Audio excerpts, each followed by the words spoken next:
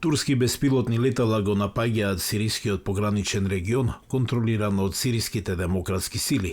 Турција ги обвинува главните групи на сириските демократски сили дека се поврзани со Курдската работничка партија, која и Анкара и Вашингтон ја сметаат за терористичка организација.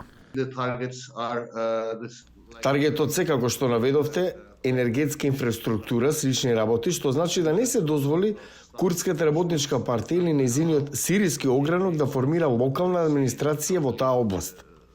Турскиот председател Речеп Тајип Ердоган сега се заканува со копнена инвазија, но сириските демократски сили се поддржани од американски воени сили од околу 900 лица како дел од борбата против така наречената група Исламска држава. Сепак аналитичарите укажуваат на извештаите дека Вашингтон размислува за повлекување од Сирија.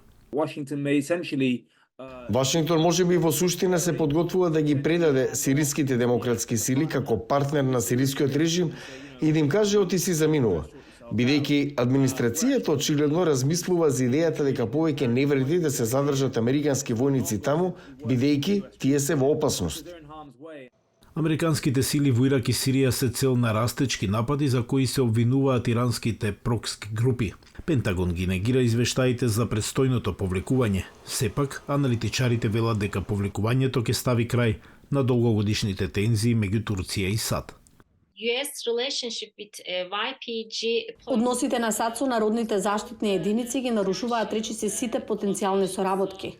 САД прво треба да ја проверат својата политика кон народните заштитни единици, а потоа Турција и САД да може да почнат да разговараат за други прашања. Анкара во јануари го укина ветото за кандидатура на Шведска за влез во НАТО, а Белата куќа возврати со одобрување продажба на воени авиони на Турција. Наблюдувачите ги гледаат овие работи како показател дека двата сојузника на НАТО работат на обновување на врските.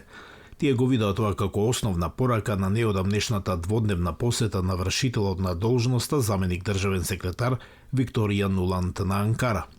Аналитичарите сугерираат дека лидерите на сириските демократски сили можеби ќе треба да действуваат брзо. Ако американците заминат, ќе биде многу тешко за сириските демократски сили да преживеат доколку не склучат договор со Дамаск. Но се разбира дека тајмингот е суштински. Тие не може да ги добијат истите услови што ќе ги добијат откако американците ќе заминат. Спротивставувањето кон американското воено присуство во Сирија обезбедува редок заеднички интерес меѓу Анкара и Дамаск. Аналитичарите велат дека ако силите на Асад повторно ја превземат контролата врз претежно курдскиот регион, може да биде доволно Ердоган да тврди дека победил над сириските демократски сили и да го прекине нападот на Турција.